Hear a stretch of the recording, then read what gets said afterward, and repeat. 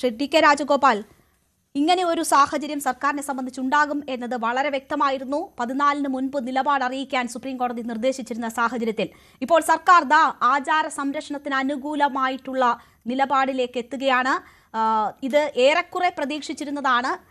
ആ നിലപാടിലേക്ക് സർക്കാർ എത്തുമ്പോൾ ഈ വിഷയം ഈ വരുന്ന തെരഞ്ഞെടുപ്പിൽ വലിയ ഓളങ്ങൾ സൃഷ്ടിക്കാതെ പോകും എന്നതാണോ മനസ്സിലാക്കേണ്ടത്? രേണുക, നമ്മളിപ്പോ സംസാരിക്കുന്ന സമയത്തും ക്യാബിനറ്റ് കഴിഞ്ഞിട്ടില്ല, ക്യാബിനറ്റ് യോഗം കഴിഞ്ഞിട്ടില്ല. ഈ വിഷയം ഇന്ന് ക്യാബിനറ്റിൽ വരുന്നുണ്ടെന്നുള്ളത് ഉറപ്പാണ്. പക്ഷേ നമുക്ക് നമ്മുടെ മുമ്പിലുള്ള ഇപ്പോഴത്തെ വിവരം party secretary Shri M V Govindan 3 മണിക്ക് നടത്തിയ വാർത്താ സമ്മേളനമാണ്. അദ്ദേഹം പറഞ്ഞ കാര്യങ്ങളുടെ അടിസ്ഥാനത്തിലാണ് നമുക്കിപ്പോ സംസാരിക്കാൻ പറ്റുകയുള്ളൂ. അദ്ദേഹം പറഞ്ഞിരിക്കുന്നത് വളരെ കൃത്യമായിട്ട് അദ്ദേഹം പറഞ്ഞിട്ടുണ്ടത്. അദ്ദേഹം പറഞ്ഞത് പാർട്ടി CPM പാർട്ടി എപ്പോഴും വിശ്വാസികൾക്കൊപ്പമാണ്. വിശ്വാസികൾ, ആ വാക്ക് തന്നെ അദ്ദേഹം ഉപയോഗിച്ചു. അതുപോലെ ശബരിമലയിലെ ആചാരം സംരക്ഷിക്കണം, അക്കാര്യത്തിൽ ഞങ്ങൾക്ക് യാതൊരു സംശയമില്ല. പക്ഷെ നവോത്ഥാനം വേണം, അതിനോടൊപ്പം തന്നെ നവോത്ഥാനം വേണം, പുരോഗമന ആശയങ്ങൾ വേണം എന്നും അദ്ദേഹം പറയുന്നുണ്ട്. അപ്പൊ ഇതിൽ നമ്മൾ മനസ്സിലാക്കേണ്ട ഒരു കാര്യമെന്ന് എനിക്ക് തോന്നുന്നത്, സർക്കാർ തീരുമാനമെടുക്കാതിരിക്കാൻ സാധ്യമല്ല. കാരണം എന്ന് പറഞ്ഞാൽ നാളെയാണ് last date. Chief justice Suryakant അധ്യക്ഷനായിട്ടുള്ള 3-അംഗ ബെഞ്ചാണ് നാളെ അവരുടെ മുമ്പാകെ നാളെ സത്യവാങ്മൂലം കൊടുക്കണമെന്നാണ് പറയുന്നത്. നാളെ ലാസ്റ്റ് ഡേറ്റ് ആണ്. അതേപോലെ ഒപ്പം തന്നെ അത് റിട്ടയർ ചെയ്യുന്നതിന് മുമ്പായിട്ട് ഇക്കാര്യത്തിൽ ഒരു തീരുമാനം ഉണ്ടാകും. 9-അംഗ ബെഞ്ചാണ് ഇത് കേൾക്കുന്നത്. അപ്പൊ കേരള സർക്കാരിന് ഇത് കൊടുക്കാനുള്ള ലാസ്റ്റ് ഡേറ്റ് നാളെയാണ്. അപ്പൊ ഇന്ന് ക്യാബിനറ്റിൽ വന്നിരിക്കും, തീർച്ചയായിട്ടും അത് വന്നിരിക്കും. എനിക്ക് തോന്നുന്നത് ഗോവിന്ദൻ മാഷ് പറഞ്ഞ കൂട്ടത്തില് അത്ര ക്ലാരിറ്റി ഇല്ലാതാണ് ഒരു സംസാരം വന്നത്. അദ്ദേഹം പറഞ്ഞത് ഇക്കാര്യത്തില് സർക്കാരിന്റെ സത്യവാങ്മൂലത്തിൽ ഉറച്ചു നിൽക്കുന്നു എന്നൊരു വരിയുടെ അതിനകത്തിൽ അദ്ദേഹം പറഞ്ഞിരുന്നു. അതുകൊണ്ട് എന്താണ് അർത്ഥമാക്കുന്നത് എനിക്ക് മനസ്സിലായില്ല. പഴയ സത്യവാങ്മൂലത്തിൽ ഉറച്ചു നിൽക്കുന്നു എന്നൊരു വാചകം കൂടെ അതിനകത്ത് വന്നിരുന്നു. പക്ഷേ സർക്കാർ തീരുമാനമാണ്, ഗവൺമെന്റ് തീരുമാനം ഇപ്പൊ വരണം. എനിക്ക് തോന്നുന്നു മറ്റൊരു വിഷയം കൂടെ ഇതിനകത്തിൽ ഉണ്ടാകും. ഒരു പക്ഷെങ്കിൽ ഘടകകക്ഷിയെ കൊണ്ട് ബോധ്യപ്പെടുത്തണം. CPM മാത്രം പറഞ്ഞിട്ട് കാര്യമില്ലല്ലോ ഈ വിഷയത്തില്. CPI അടക്കമുള്ള ഘടകകക്ഷികളെ കൂടെ ഇന്നത് ബോധ്യപ്പെടുത്തിയ ശേഷം ക്യാബിനറ്റിൽ വെച്ചിട്ട് ഇതിനകത്തൊരു ഫൈനൽ തീരുമാനം ഉണ്ടാകും.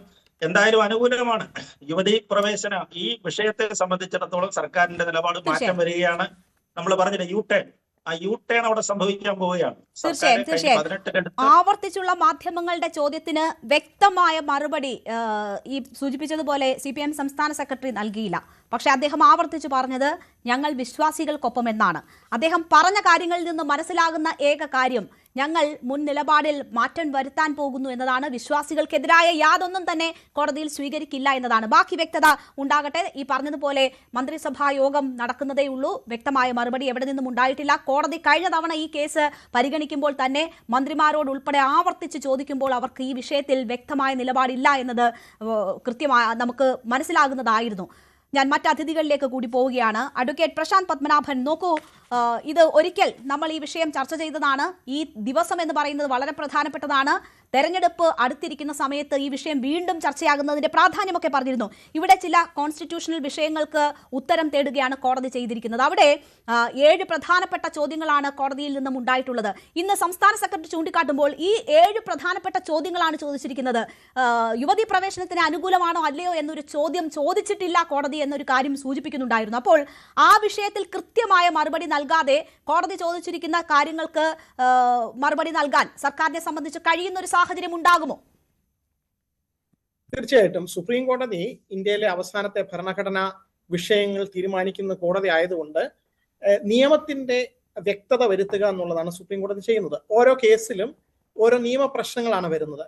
ഈ കേസിനകത്ത് വന്നിരിക്കുന്ന പ്രധാനപ്പെട്ട നിയമപ്രശ്നങ്ങളിൽ മതത്തിന്റെ സ്വാധീനം എത്രയുണ്ട്, ഇന്ത്യയുടെ ഭരണഘടനയുടെ കീഴിലുള്ള മതസ്വാതന്ത്ര്യം എന്ന് പറയുന്നത് ബാക്കി ഫണ്ടമെന്റൽ റൈറ്റ്സിന് വിധേയമായിട്ടാണോ, അതേപോലെ തന്നെ മതസ്വാതന്ത്ര്യം പറഞ്ഞിരിക്കുന്ന 2 കാര്യങ്ങളുണ്ട്. ഒന്ന് ആർട്ടിക്കിൾ 25 പറയുന്നത് വ്യക്തികൾക്കുള്ള സ്വാതന്ത്ര്യത്തെ പറ്റിയാണ്. പിന്നെ ആർട്ടിക്കിൾ 26 പറയുന്നത് വിവിധ ഡിനോമിനേഷൻസ്, അതായത് സ്ഥാപനങ്ങളൊക്കെ നടത്തിക്കൊണ്ടു പോകാനുള്ള ഒരു അവകാശം കൊടുത്തിരിക്കുകയാണ്. അതൊരു ഗ്രൂപ്പ് റൈറ്റ് എന്ന് പറയും. ആ ഗ്രൂപ്പ് റൈറ്റ് എത്രത്തോളം ഉണ്ട്, ഇങ്ങനെയുള്ള പ്രധാനപ്പെട്ട പല ഇതുപോലുള്ള വിഷയങ്ങളാണ് 7 ചോദ്യങ്ങളാണ് ഇത് കോടതി ഫ്രെയിം ചെയ്തിരിക്കുന്നത്. അതിന്റെ പുറത്ത് ആർഗ്യുമെന്റ് നടക്കും. അതില് കോടതിക്ക് വേണമെങ്കിൽ അത് വീണ്ടും റീഫ്രെയിം ചെയ്യാൻ പറ്റും. ഈ ചോദ്യങ്ങൾക്ക് ഉത്തരം കണ്ടെത്തുന്ന വേളയിൽ വേണമെങ്കിൽ കുറച്ചുകൂടി വിശാലമായിട്ട് അതിനുള്ള അർത്ഥം വ്യാഖ്യാനിക്കാം. വേണമെങ്കിൽ ചോദ്യങ്ങൾ വീണ്ടും റീഫ്രെയിം ചെയ്യാം. ഇതെല്ലാം ചെയ്യാൻ പറ്റും. അപ്പൊ കോടതി കണ്ടെത്തുന്ന ഉത്തരങ്ങൾ ദൂരവ്യാപക പ്രത്യാഘാതം ഉണ്ടാക്കുന്നതായിരിക്കും.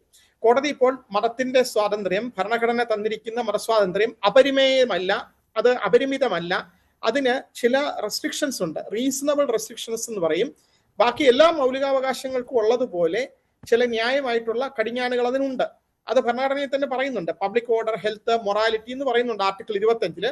അത് കൂടാതെ ഒരു കാര്യം പറയുന്നത്, വളരെ പ്രധാനപ്പെട്ട ഒരു കാര്യം, subject to other rights in this part എന്ന് പറയുന്നത്. അതായത് ബാക്കി മൗലികാവകാശങ്ങൾക്കെല്ലാം വിധേയമായിട്ട് വേണം ഈ മതസ്വാതന്ത്ര്യം വിനിയോഗിക്കാൻ. അതായത് ബാക്കി മൗലികാവകാശങ്ങൾ എന്തൊക്കെയാണ്? തുല്യത, നിയമത്തിന് മുന്നിലുള്ള തുല്യത, വിവേചനം പാടില്ല എന്ന്. വിവേചനം ഏത് രീതിയിലാകാം? സ്ത്രീ പുരുഷ വിവേചനമാകാം, ജനിച്ച പ്രദേശത്തിന്റെ പുറത്താകാം, കാസ്റ്റിന്റെ പുറത്താകാം വിവേചനം, റിലിജന്റെ പുറത്താകാം. ഇങ്ങനെയുള്ള യാതൊരു വിവേചനവും ഇല്ലാതെ വേണം നിങ്ങളുടെ മതസ്വാതന്ത്ര്യം വിനിയോഗിക്കാൻ. അപ്പൊ ഏതെങ്കിലും രീതിയിൽ ഒരു വിവേചനം ഉണ്ട്, ഇതാണ് ഞങ്ങളുടെ ആചാരം എന്ന് പറഞ്ഞാൽ ആചാരം നിൽക്കില്ല. കാരണം ഈ മതസ്വാതന്ത്ര്യം എന്ന് പറയുന്നത് എപ്പോഴും ആ വിവേചനം കൂടാതെയുള്ള സ്വാതന്ത്ര്യമേ ഉള്ളൂ. ഭരണഘടന തന്നിരിക്കുന്ന, വാഗ്ദാനം ചെയ്തിരിക്കുന്ന ആ മൗലികാവകാശം എന്ന് പറയുന്നത് വിവേചനം കൂടാതെ അത് ആ മതസ്വാതന്ത്ര്യം വിനിയോഗിക്കാം.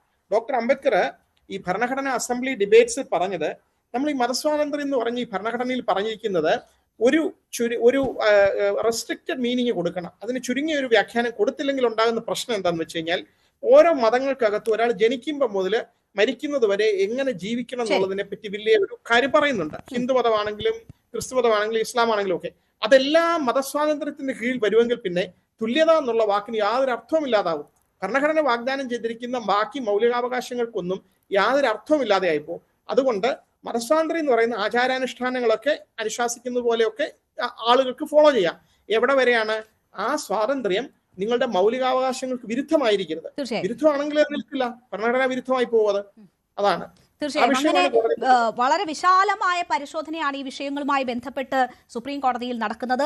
7 ചോദ്യങ്ങളാണ് സർക്കാരിനോട് ചോദിച്ചിട്ടുള്ളത്. അതിൽ മറുപടി പറയുന്നു എന്നതാണ് സാഹചര്യം. ശ്രീ എം ജയചന്ദ്രൻ, നോക്കൂ, ഇവിടെ എന്താണ് സർക്കാരിന്റെ യുവതി പ്രവേശനത്തിലുള്ള ഇപ്പോഴത്തെ നിലപാട് എന്നത് കഴിഞ്ഞ ഒരു മാസമായി CPM-ന്റെ പ്രധാനപ്പെട്ട നേതാക്കളോട് ചോദിച്ചാൽ മറുപടി കൃത്യമല്ല എന്നതാണ് നമുക്ക് അറിയാൻ കഴിയുന്നത്. ഇന്ന് CPM സംസ്ഥാന സെക്രട്ടറിയോട് ചോദിക്കുമ്പോഴും അദ്ദേഹം ഒളിച്ചു കളിക്കുന്ന തരത്തിൽ പല കാര്യങ്ങൾ പറയുകയാണ്. ആവർത്തിച്ച് പറയുന്ന ഒരേ ഒരു കാര്യം, ഞങ്ങൾ വിശ്വാസികൾക്കൊപ്പമാണ് എന്ന് പറയുന്നു.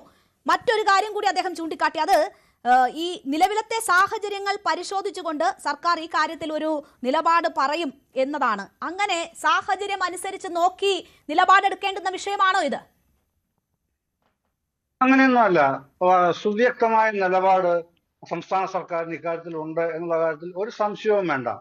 കാരണം ഈ മാധ്യമങ്ങൾ നിരന്തരം പ്രചരിപ്പിച്ചു പോരുന്ന ഒരസത്യം, ഉമ്മൻചാണ്ടി സർക്കാരിന് ശേഷം അധികാരത്തിൽ വന്ന പിണറായി വിജയൻ സർക്കാർ പുതിയ സത്യവാങ്മൂലം സുപ്രീം കോടതി ഇതുമായി ബന്ധപ്പെട്ട് സമർപ്പിച്ചു എന്നുള്ളതാണ്.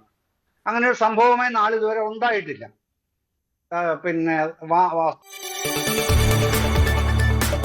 കൂടുതൽ വാർത്തകൾക്ക് News 18 Keralam YouTube channel subscribe ചെയ്യുക.